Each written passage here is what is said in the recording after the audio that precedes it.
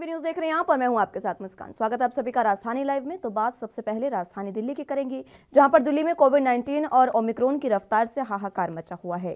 यही नहीं, कोरोना के बेकाबू होने के कारण राजधानी में नाइट कर्फ्यू के साथ साथ वीकेंड कर्फ्यू भी लागू है। और इसी बीच मुख्यमंत्री अरविंद केजरीवाल ने कहा है कि अभी हमारी दिल्ली में लॉकडाउन लगाने की कोई भी मंशा नहीं है। वहीं उन्होंने लोगों से मास्क पहनने की अपील की है। साथ ही कहा है कि सोमवार को डीडीएमए को दोबारा मीटिंग में बुलाया गया है और उसी मीटिंग में हम विशेषज्ञों के साथ फिर से स्थिति का जायजा लेंगे कि और क्या क्या करने की जरूरत फिलहाल राजधानी में है। केंद्र से भी हमें पूरा सहयोग मिल रहा है। हमारा प्रयास न्यूनतम पाबंदियां लगाने का है ताकि लोगों की आजीविका प्रभावित ना हो। इसके अलावा सीएम अरविंद केजरीवाल ने कहा कि दिल्ली में कोरोना के मामले बहुत ज्यादा तेजी से बढ़ रहे हैं और ये एक चिंता का विषय तो है, लेकिन घबराने की बात नहीं है। पिछली लहर के मुकाबले इस बार की कोविड लहर में मृत्यु कम हो रही है और लोगों को अस्पताल जाने की जरूरत भी कम पड़ रही है। साथ ही उन्होंने कहा कि मैं स्थिति पर नजर रखे हुए हूं। इस दौरान केजरीवाल ने कोविड आंकड़ों को जिक्र उनका करते हुए शनिवार को कोरोना वायरस संक्रमण के 20,181 नए मामले सामने आए हैं, ये बताया। इसी के साथ 7 रोगियों की मौत हुई थी। वहीं 7 मई को जब 20,000 से ज्यादा मामले सामने आए थे तब 341 लोगों की जान गई थी। उन्होंने बताया कि उस वक्त 20,000 बेड्स पर कोविड मरीज थे, लेकिन मौजूदा समय में मामले बढ़ने के बाद भी करीब 1,500 बेड पर मरीज हैं। आप जब चुनाव प्रचार के लिए निकलो तो इस समझ और इस भाव के साथ निकलना कि आप देश में एक बड़े परिवर्तन के लिए काम कर रहे हो। आप चुनाव प्रचार नहीं, देशभक्ति का काम कर रहे हो। इस चुनाव के जरिए आपका मकसद एक पार्टी बदल के दूसरी पार्टी सत्ता में लाना नहीं है, बल्कि आपका मकसद है भ्रष्ट व्यवस्था को उखाड़ के एक ईमानदार व्यवस्था लागू करना। दिल्ली में आम आदमी पार्टी की सरकार ने यह साबित कर दिया कि बदलाव संभव है। बड़ी मेहनत करनी पड़ेगी। आज़ादी की लड़ाई की तरह है ये। उस वक्त हम अंग्रेज़ों से लड़ रहे थे, आज हमारे सामने पूरा का पूरा भ्रष्ट तंत्र है। बड़ी बड़ी पार्टियां हैं, उन पार्टियों के पास अथाह पैसा है। हमारे पास क्या है? हमारे पास हमारा जुनून है, हमारे पास हमारी देशभक्ति है। आज एक एक आम आदमी पार्टी का कार्यकर्ता कसम खाए कि जब तक देश से इस भ्रष्ट व्यवस्था को उखाड़ नहीं फेंकेंगे तब तक चैन से नहीं सोएंगे। चुनाव आयोग ने कल चुनाव की तारीखों का ऐलान किया है। कोरोना के चलते चुनाव प्रचार पे कई पाबंदियां हैं, लेकिन डोर टू डोर प्रचार करना अलाउड है आज से, अभी से। इसी खबर पर ज्यादा जानकारी के लिए दिल्ली से संवाददाता राजीव तिवारी हमारे साथ जुड़े हुए हैं। राजीव, फिलहाल जिस तरीके से दिल्ली में संक्रमण दर लगातार बढ़ती जा रही है और इसी संक्रमण दर को लेकर अब सीएम केजरीवाल ने कल की अपना संदेश जारी किया, संबोधन दिया और उसमें उन्होंने साफ बताया कि लॉकडाउन लगाने की अभी भी सरकार की कोई भी मंशा नहीं दिखाई दे रही है। देखिए, बिल्कुल सही कहा आपने। यहाँ पर जिस तरीके से लगातार कहीं न कहीं दिल्ली सरकार यही कोशिश कर रही है कि लोगों को कोरोना से तो बचाया जाए, मगर लॉकडाउन की जो स्थिति है वो नहीं है। यानी कि सीधे-सीधे कहें तो लॉकडाउन लगाने अभी दिल्ली सरकार ने लॉकडाउन लगाने के लिए कोई भी अनुमति नहीं दी गई है और ना ही लॉकडाउन लगाने के लिए कोई उनका विचार है। मगर जिस तरीके से आज डीडीएमए की बैठक होगी, क्योंकि जिस तरीके से वीकेंड्स कर्फ्यू लगाया गया था शनिवार रात 10 बजे से लेकर सोमवार सुबह 5 बजे तक, यानी कि आज सुबह कहीं न कहीं जो लॉकडाउन की जो कैसे वीकेंड कर्फ्यू लगाया गया था वो उसकी समय सीमा जो थी वो खत्म हो चुकी है। और इसी को लेकर अब क्या रणनीति होगी, किस तरीके की सख्ती करी जाएगी आगे और किस तरीके से लोगों को जागरूक किया जाएगा, ये आज डीडीएमए की बैठक के अंदर स्पष्ट किया जाएगा। और इसके अंदर दिल्ली सरकार के मुख्यमंत्री की बात करें या फिर उपराज्यपाल अनिल बैनर्जी की बात करें तो वो भी कहीं ना कहीं इसके अंदर शामिल होंगे। लगातार कहीं ना कहीं यही कोशिश की जाएगी कि दिल्ली के अंदर जो आंकड़े आ रहे हैं वो उनको घटाया जाए और अस्पतालों के अंदर जो सुविधाएं हैं उनको और बेहतर किया जाए और लोगों को जागरूक किया जाए। मगर अभी तक जिस तरीके के आंकड़े आए हैं वो कहीं ना कहीं चौंकाने वाले हैं। और पिछले 24 घंटे के आंकड़ों की बात करें तो लगभग 22,000 से ज्यादा के आंकड़े आ चुके हैं। तो कहीं ना कहीं स्थिति को कंट्रोल करने के लिए दिल्ली सरकार भरपूर कोशिश कर रही है। और यहाँ पर बात करें चुनाव आयोग की, जिस तरीके से 5 राज्यों में चुनाव है, उसके अंदर भी कहीं ना कहीं नियम बनाए गए हैं कि कोविड नियमों का पालन करना है, चुनाव प्रचार जरूर करना है, मगर कहीं ना कहीं लोगों को कोरोना की स्थिति से बचाना भी है, और भीड़ की जो गैदरिंग है उसको भी कंट्रोल रखना है। तो हर तरीके से कोशिश जरूर की जा रही है, मगर देखना होगा आज डीडीएमए की बैठक के बाद कितने बड़े बदलाव किए जा सकते हैं और दिल्ली के अंदर किस तरीके से लोगों को जागरूक किया जा सकता है और आंकड़ों को किस तरीके से कम किया जा सकता है। जी राजीव, फिलहाल दिल्ली में सख्तियां लागू हैं, पूरे तरीके से पाबंदियां लागू है, जिस तरीके से नाइट कर्फ्यू के साथ साथ वीकेंड कर्फ्यू भी लगाया गया है। अब इस वीकेंड कर्फ्यू के साथ नाइट कर्फ्यू में और आज जिस तरीके से डीडीएमए की बैठक है, और क्या कुछ अहम पाबंदियां लगाई जा सकती है? क्योंकि पूरे तरीके से जो तमाम, जैसे कि सोशल डिस्टेंसिंग का पालन हो गया, ये तो नॉर्मल सी बात है, हम कोरोना प्रोटोकॉल का पालन करते नजर आ रहे हैं। कई अन्य पाबंदियां हैं, वीकेंड और वेडिंग सेशन भी लगातार चल रहा है। ये तमाम चीजें देखते हुए और क्या पाबंदियां अभी फिलहाल लगाई जा सकती हैं दिल्ली में?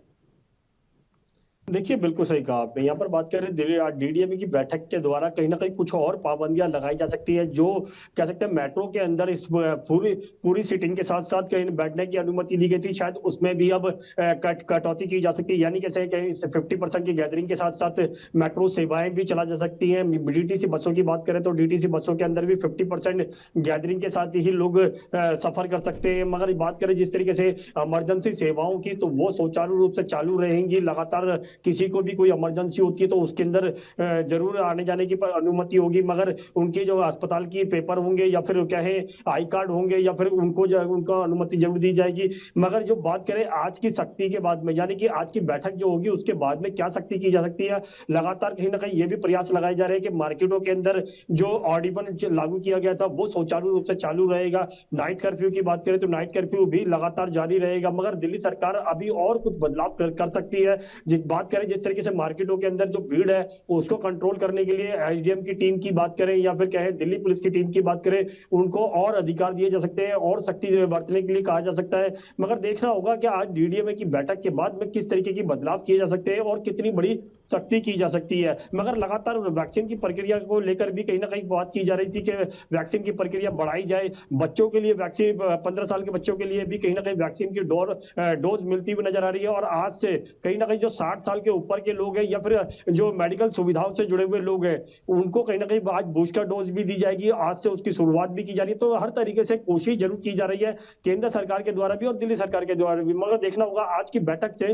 कितने बड़े बदलाव किए जा सकते हैं। जी राजीव, फिलहाल सिटिंग कैपेसिटी की बात करें तो दिल्ली मेट्रो में सिटिंग कैपेसिटी फुल है, लेकिन जिस तरीके से मामले लगातार बढ़ते जा रहे हैं, हालांकि ठीक है, केजरीवाल ने भी ये कहा कि मौत कम हो रही है, लेकिन मामले तो लगातार बढ़ते जा रहे हैं और अगर इस तरीके से मामले बढ़े तो हम शायद अपने अपनों को एक को भी नहीं खोना चाहते हैं। इसके लिए जो पाबंदियां हैं वो लागू होना जरूरी है। पहले 50% सिटिंग कैपेसिटी की गई थी दिल्ली मेट्रो को लेकर और उसके बाद फुल कैपेसिटी कर दी गई है।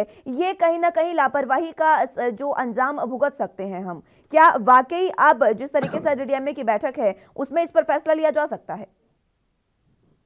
देखिए, बिल्कुल सही कहा आपने। यहाँ पर बात करें डीडीएमए की बैठक की, तो लगातार कहीं न कहीं उस बैठक में बार-बार अरविंद केजरीवाल की तरफ से बार-बार ये कहा जा रहा है कि हम लोगों के ऊपर सख्ती नहीं कर सकते हैं ज़्यादा, मगर लोगों को समझा ज़रूर सकते हैं। मगर लोगों की तरफ से जो कहीं न कहीं प्रतिक्रिया सामने आ रही है, लोग बाग नहीं मान रहे हैं, सोशल डिस्टेंसिंग नहीं कर रहे हैं, तो उसकी वजह से कहीं न कहीं आंकड़े ज़रूर बढ़ते हुए नज़र आ रहे हैं। मगर बात करें अस्पतालों की सुविधाओं की, तो अस्पतालों के अंदर सुविधाएँ लगातार बढ़ाई जा रही हैं। यहाँ तक कि अस्पतालों के अंदर अभी बेडों की संख्या इतनी खराब नहीं है, जो पहले दूसरी लहर के अंदर देखने को मिली थी।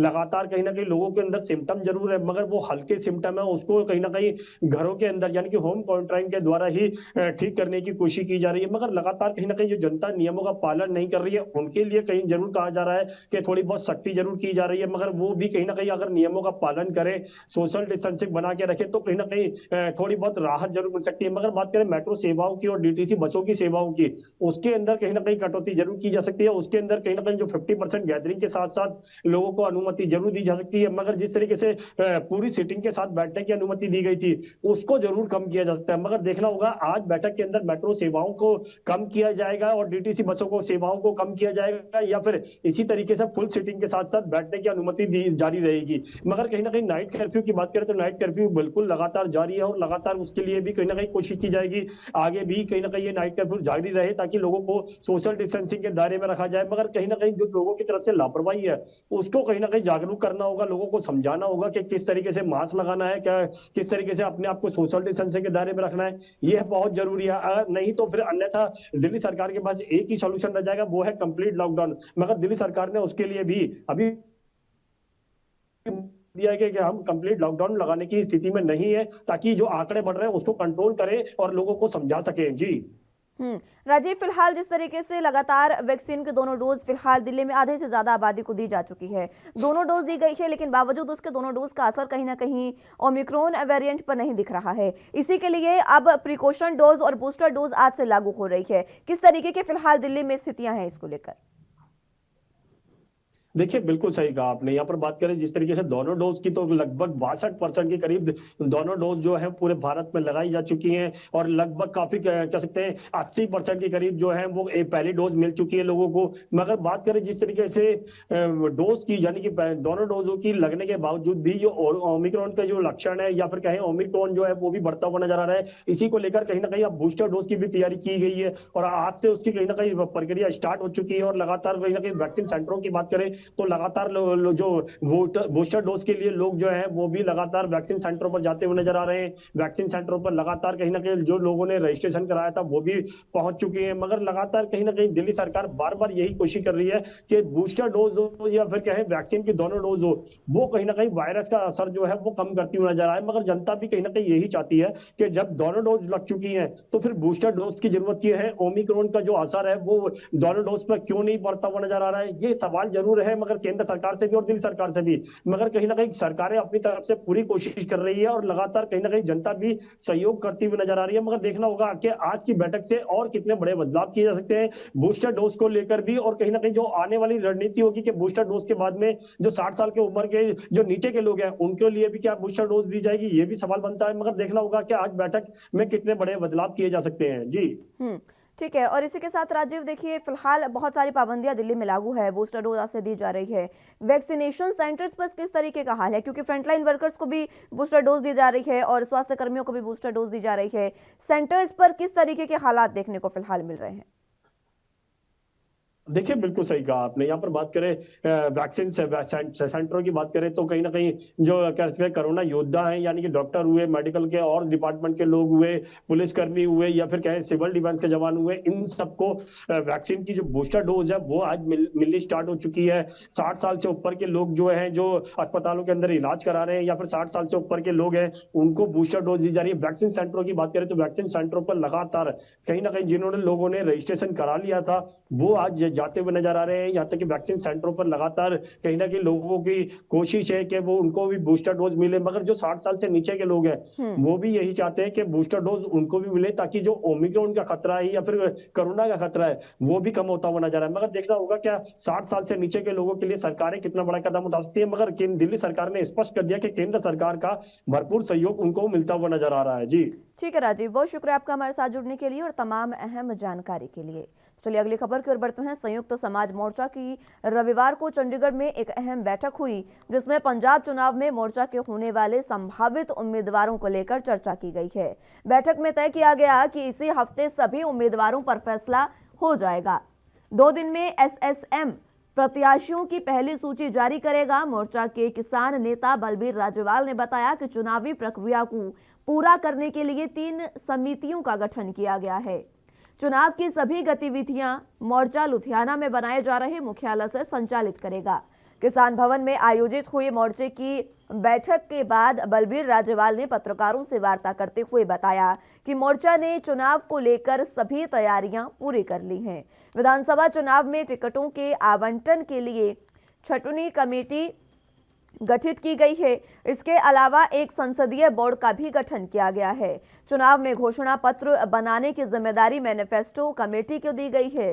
छठवीं कमेटी का गठन इसलिए किया गया है कि अभी तक आए हुए टिकटों के आवेदनों में से अच्छे उम्मीदवारों को छंटनी कर निकालने के लिए गठित की गई है। राज्यपाल ने कहा कि पार्टी का मुख्यालय लुधियाना में ही होगा।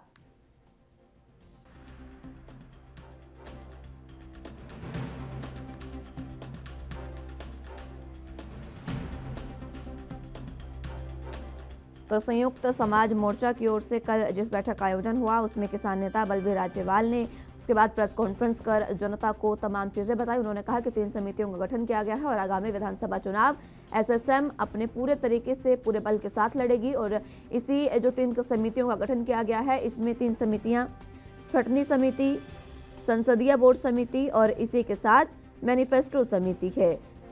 और तीनों का भी अलग अलग काम जो है वो बलबीर राजेवाल ने साफ कर दिया है। उन्होंने साफ तौर पर कहा कि जो मुख्य कार्यालय है वो लखनऊ माफ कीजिएगा मुख्य कार्यालय जो है वो लुधियाना में होगा और वहीं से तमाम चीज़ों को संचालित किया जाएगा। इसी के साथ उन्होंने कहा कि हम आगामी विधानसभा चुनावों में पूरे जोर शोर के साथ लड़ेंगे और किसानों की आवाज़ को बुलंद किया जाएगा।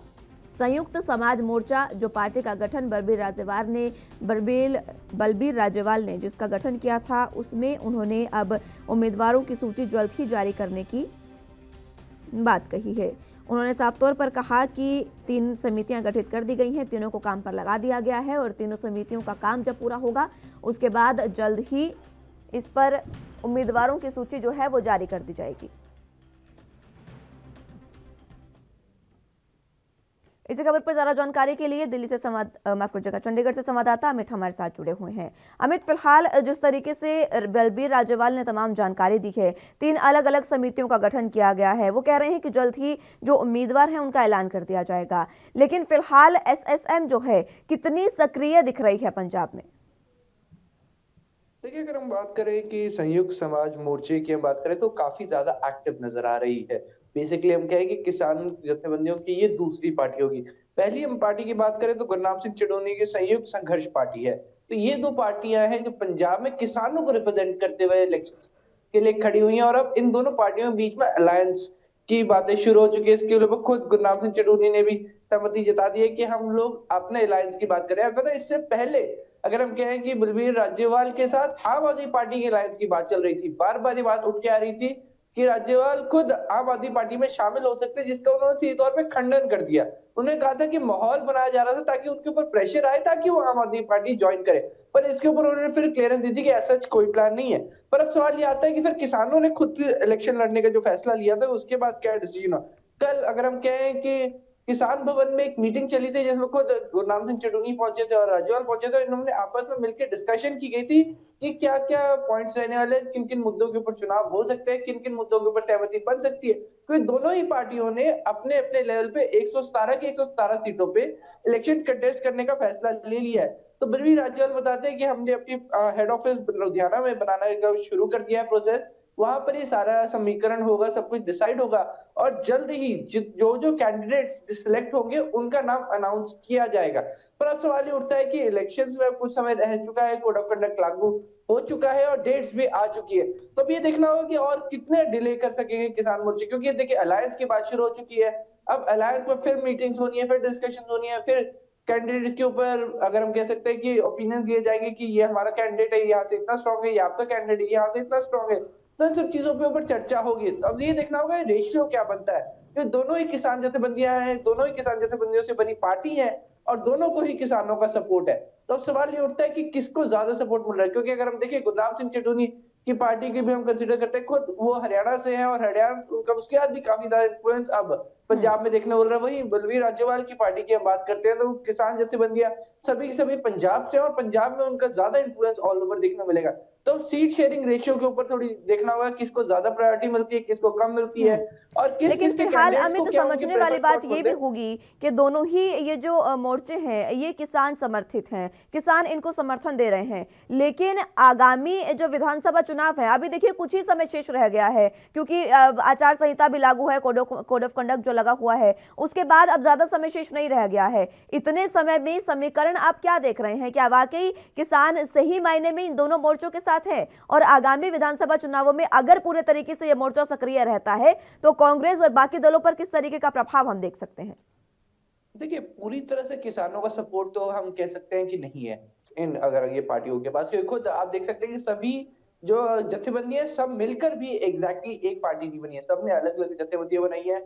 कुछ किसान जत्थेबंदियों ने सीधे तौर पे मना कर दिया हिस्सा लेने से, तो दो बड़ी जत्थेबंदियां चाहे हम बात करें कि भारतीय किसान यूनियन एकता उपग्रह की तरफ से सीधे तौर पर मना कर दिया कि वो एक प्रेशर ग्रुप रहेगी, वो पॉलिटिकल पार्टी में नहीं जाना चाहती। उन्होंने वही किसान मजदूर मोर्चे की तरफ से मना कर दिया गया, तो कई बड़े मोर्चों की तरफ से सीधा मना कर दिया कि वो इलेक्शंस में नहीं जा रहे। तो यहाँ पे सवाल ये है, जब खुद बाकी किसान जत्थेबंदियां साथ में नहीं खड़ी तो हम ये नहीं कह सकते कि 100% सपोर्ट है, पर हाँ सपोर्ट है। ये अब कहीं ना कहीं डिनाई नहीं कर सकते। किसानों की पार्टी किसानों के द्वारा बनाई गई, तो उनके किसानों का एक फैक्टर सपोर्ट तो है, पर सवाल ये कि ये फैक्टर सपोर्ट कितना कन्वर्ट होगा वोट में। क्योंकि देखिए, सपोर्ट होना एक अलग चीज है, वो सपोर्ट से क्या वो वोट ले पाते हैं वो एक अलग चीज है। और रही बात डिले की, तो हाँ ये जरूर मानना होगा कि कुछ समय रह गया और अभी तक उन्होंने अपने कैंडिडेट्स अनाउंस नहीं किए। ये एक किसानों के लिए, खुद की किसान जत्थेबंदियों के लिए एक समस्या हो सकती है, क्योंकि खुद जैसे अभी हमने कल बात की थी उनसे, तो वो कह रहे हैं कि 2 से 3 दिन के अंदर पहली लिस्ट जारी होगी। देखिए 2 से 3 दिन के अंदर पहली लिस्ट, मतलब अभी भी फर्स्ट लिस्ट के लिए भी कैंडिडेट्स फाइनल नहीं हुए, तो कहीं ना कहीं डिले चलता हुआ नजर आ रहा है। आज 10 तारीख है, अगर हम कहें कि लगभग 1 महीने बाद वोटिंग होनी है और उसमें कैंपेन्स और कई अलग अलग चीजें होनी है, क्योंकि अगर हम कह सकते हैं रैलियों पे बैन है, तो आउटडोर कैंपेन्स बंद है, डोर टू डोर कैंपेन्स के ऊपर रिस्ट्रिक्शंस हैं, उन सब चीजों पे बैन है। तो ऐसे में अब ये देखना होगा क्या सफिशिएंट टाइम होगा। लिस्ट तो ये कह रहे हैं कि हम 2 से 3 दिन में अनाउंस कर लेंगे, पर क्या 1 महीने के अंदर, अगर 3 दिन में भी अनाउंस करते हैं तब टाइम पीरियड सिर्फ 1 महीने का रहता है, क्या 1 महीने का टाइम सफिशिएंट होगा? क्योंकि कहीं ना कहीं ये अगर इस 1 महीने को कंसिडर करते हैं तो ये शायद जीतने के लिए काफी ना हो, पर दूसरी पॉलिटिकल पार्टीज को हिट करने के लिए बहुत ज्यादा हो जाएगा। अगर आप देखें कि जो किसान कैंपेन करेंगे, तो जो बाकी सारी पॉलिटिकल पार्टीज का फार्मर वोट बैंक है कि किसानों से जो उन्हें सपोर्ट मिलता है, उन्हें शायद वो पॉलिटिकल जो हम कहेंगे रीजनल पॉलिटिकल पार्टी, उनको ना जाके किसानों पे चला जाए। तो हम ये कह सकते हैं कि अगर किसान जो जीते भले ही ना, पर हिट जरूर सभी पॉलिटिकल पार्टीज को करके जाएंगी। जी ठीक है अमित, और इसी के साथ देखिए ये जो समीकरण अब बिगड़ेगा कहीं ना कहीं कांग्रेस और जिस तरीके से बाकी अन्य पार्टियां हैं उनके लिए कहीं ना कहीं ये समीकरण बिगड़ सकता है। अगर उनके लिए समीकरण बिगड़ता है तो क्या वाकई जो किसान है, जिस तरीके से आपने भी बताया कि पूरा सपोर्ट नहीं है किसानों का भी पूरे तरीके से, तो किसान भी कहीं ना कहीं बटे हुए नजर आ रहे हैं। जिस तरीके से आम आदमी पार्टी है और कांग्रेस है और अकाली दल और बसपा का गठबंधन है, बाकी जो किसान है वो किस ओर जा सकते हैं? देखिए, ये एक बहुत पेचीदा सवाल हो गया, क्योंकि हम देखें किसान जत्थेबंदियों की भी हम बात करें तो उनके पास खुद के ही कैंडिडेट का फुल सपोर्ट नहीं है। अगर हम कह सकते हैं कि पहले जहां से जब किसान आंदोलन चला था तो 33 के करीब जत्थेबंदियां थी, जिसमें से अगर हम कहें कि फाइनल डिसीजन जिन्होंने पॉलिटिकल पार्टीज बनाने डिसीजन लिया उसमें से वो कुछ ही थी। अगर हम कह सकते हैं कि 33 में से सिर्फ 22 जत्थेबंदियों ने मिलकर एक पॉलिटिकल पार्टी जो हम कहें बलबीर राजेवाल की अगुवाई के अंदर बनी, वो एक डिसीजन लिया गया था। वहीं गुरनाम सिंह चड्ढूनी ने अपनी जत्थेबंदी अलग रखते हुए एक पॉलिटिकल पार्टी बनाने का डिसीजन लिया था। आप देख सकते हैं जब ये डिसीजन चल रहे थे, जब अटकलें चल रही थी किसान पॉलिटिकल पार्टीज बनाएंगी, तब खुद संयुक्त किसान मोर्चे के राकेश टिकैत आके बोल के गए थे कि किसी का भी पॉलिटिकल पार्टी बनाना और इलेक्शन कंटेस्ट करना पर्सनल डिसीजन है, पर ये संयुक्त किसान मोर्चे का कोई कंबाइंड डिसीजन नहीं होगा। सभी किसान जत्थेबंदियों का उनका खुद का सपोर्ट नहीं है, ये सबका पर्सनल लेवल पे है, और पर्सनल लेवल पर कोई भी व्यक्ति इलेक्शन लड़ सकता है, इलेक्शन में भागीदारी बन सकता है और लोगों से कैंपेन कर सकता है। तो ऐसे में कोई रिस्ट्रिक्शन नहीं है, पर क्या वो चैनल हो जाएगा? क्योंकि कहीं ना कहीं चीज एक इंप्रेशन जरूर बना है कि जब किसान आंदोलन चल रहा था तो एक बहुत बड़ा मेजर सपोर्ट मिला था, सिर्फ किसानों से नहीं पूरे पंजाब से सपोर्ट आया था, लोगों ने इंटरनेशनली और रीजनली सबने सपोर्ट किया था।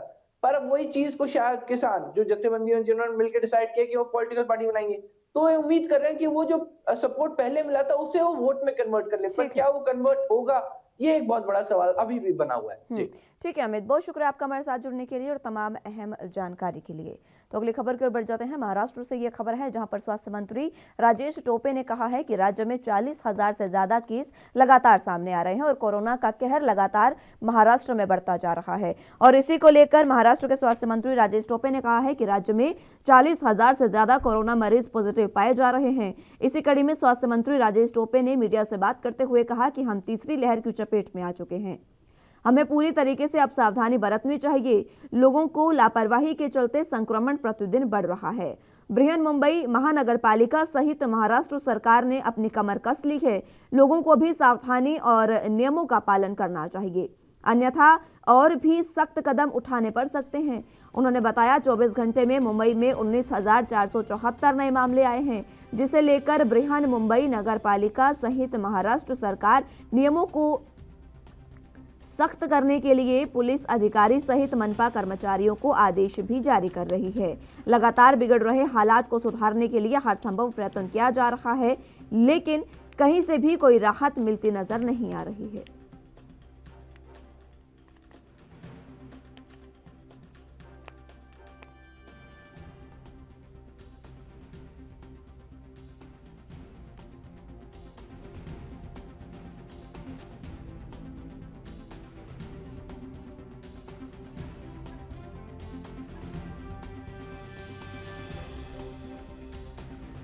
तो महाराष्ट्र में भी लगातार कोरोना का कहर बढ़ता जा रहा है। आपको बता दें कि पहली और दूसरी लहर में भी महाराष्ट्र काफ़ी ज़्यादा प्रभावित था और अब भी महाराष्ट्र में काफ़ी केसेस बढ़ रहे हैं और इसी को लेकर लगातार सरकार जो है महाराष्ट्र में महाविकास अघाड़ी सरकार वो लगातार प्रयास कर रही है कि जल्द से जल्द इस लहर से भी बचा जा सके। इसी कड़ी में स्वास्थ्य मंत्री राजेश टोपे ने मीडिया से बातचीत करते हुए तमाम अहम जानकारी दी है।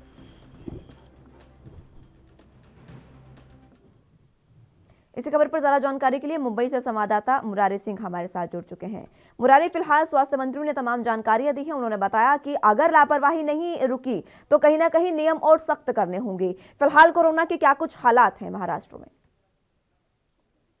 मुस्कान, देखिए, अगर महाराष्ट्र में हालात की बात करें तो 40,000 के आंकड़े 24 घंटे में पार हुए हैं, जबकि मुंबई में 19,000 से ज्यादा कोरोना संक्रमण मरीज पाए गए हैं। लगातार जो संक्रमण मरीज संख्या है वो बढ़ रही है और यही वजह है कि एक के बाद एक कड़े प्रतिबंध लगाए जा रहे हैं। लेकिन मुस्कान, इन कड़े प्रतिबंधों को सही तरीके से पालन नहीं किया जा रहा है और शायद यही वजह है कि जो आंकड़ा है, जो संक्रमण है, वो लगातार बढ़ रहा है। हर जगह पर नियमों का उल्लंघन हो रहा है, लापरवाही बरती जा रही है, जिसे लेकर के स्वास्थ्य मंत्री राजेश टोपे ने कहा कि अगर लोग गंभीरता नहीं लिए तो इस मामले में मुकदमा दर्ज किया जाएगा। सार्वजनिक रूप पे अगर कोई आयोजन होता है, कार्यक्रम होता है या शादी विवाह है या अंतिम यात्रा है, जो नियम, जो गाइडलाइन जारी किया गया है उसी के तहत लोग नियमों का पालन करें, अन्यथा इन लोगों के ऊपर मुकदमा दर्ज किया जाएगा। तो कहीं न कहीं हालात अब मुंबई सहित महाराष्ट्र के बिगड़ रहे हैं, जिसे लेकर के प्रशासन सहित राज्य सरकार अब अपनी कमर कसती हुई दिखाई दे रही है। मुस्कान। मुरारी, फिलहाल स्वास्थ्य सुविधाओं का क्या हाल है? क्योंकि हमने देखा पहली और दूसरी लहर में हमने पूरे तरीके से महाराष्ट्र में बहुत ज्यादा प्रभावित पूरे राज्य को देखा है। पहली और दूसरी लहर में जो चीजें थी वो हम अब रिपीट नहीं भी करना चाहते हैं। किस तरीके से स्वास्थ्य सुविधाएं सरकार जो है वो बेहतर कर रही है? देखिए मुस्कान, अगर स्वास्थ्य विभाग की बात करें तो राजेश टोपे ने इस मामले में गंभीरता लेकर के जिला स्तर अधिकारियों पर चर्चा करके उन तमाम जो कोविड सेंटर थे उन्हें फिर से तैयार करने की बात कही गई है। लगभग 1 लाख से ज्यादा बेड जो है वो मुंबई में और उनके आसपास के जिलों में, थाने कहे, पालघर कहे या न्यू मुंबई में, यहाँ पर तैनात किए गए हैं। मुंबई की जो मेयर है किशोरी पेंडेकर या मुंबई कमिश्नर इकबाल चहल की बात करें तो इन लोगों का कहना है कि हम तीसरी लहर से लड़ने के लिए पूरी तरह से तैयार है। लोगों को भी सतर्क रहने की जरूरत है। कोविड सेंटर से लेकर के वैक्सीनेशन के काम पर काफी जोर दिया जा रहा है। हालांकि जिस तरीके से आंकड़े बढ़ रहे हैं, प्रतिदिन जो आंकड़े हैं 2000 आंकड़े शुरुआत हुई थी, अगर आज के 1 महीने पहले की बात करें तो 500 के आंकड़े शुरू हुए थे, लेकिन ये आंकड़े अब हजारों में और लगभग 40,000 के आंकड़े 24 घंटे में पार कर रहे हैं। तो अंदाजा लगाया जा सकता होगा कि किस तरीके की लापरवाही बरती जा रही है प्रशासन की तरफ से या फिर आम जनमानस की तरफ से। मुस्कान। फिलहाल लापरवाही लगातार देखने को मिल रही है, क्योंकि हमने महाराष्ट्र से तस्वीरें मुरारी देखी हैं जिसमें लोगों ने ना मास्क पहने हैं, ना सोशल डिस्टेंसिंग का पालन किया जा रहा है। ये तस्वीरें भी बहुत ज्यादा गंभीर स्थिति पैदा करती हैं तीसरी लहर के लिए। मुस्कान, देखिए, रेलवे स्टेशन की बात करें या मुंबई की लोकल की बात करें या फिर लोकल जो मार्केट होते हैं, यहाँ पर कोरोना संक्रमण नाम की बीमारी का लोगों के अंदर डर नहीं है। चाहे मलाड का मार्केट हो या दादर के मार्केट हो या फिर बोरीवली की मार्केट हो, कहीं भी लोग सोशल डिस्टेंसिंग का, मास्क का, नियमों का पालन नहीं कर रहे हैं। और यही वजह है कि एक के बाद एक इलाका संवेदनशील होते जा रहा है, एक के बाद एक सोसाइटियां गतिशील हो रही है, तो हालात तो तीसरी लहर जो है वो पहली लहर से भी ज्यादा घातक साबित होती हुई दिखाई दे रही, क्योंकि सावधानी पूरी तरह से नहीं बरती जा रही है और हालात बिगड़ रहे हैं। अब ऐसी परिस्थिति में उद्धव सरकार आज उनकी बैठक है उनके स्वास्थ्य विभाग के साथ और मुंबई पुलिस के साथ कि किस तरीके से इसे रोकथाम किया जाए। देखना होगा कि क्या आज या कल में कोई और कड़े प्रतिबंध लगाए जाते हैं। मुस्कान। ठीक है मुरारी, बहुत शुक्रिया आपका हमारे साथ जुड़ने के लिए और तमाम अहम जानकारी के लिए। तो फिलहाल राजधानी लाइव में मेरे साथ बस इतना ही। तमाम अहम खबरों के लिए आप बने रहिए एनबी न्यूज़ के साथ। नमस्कार।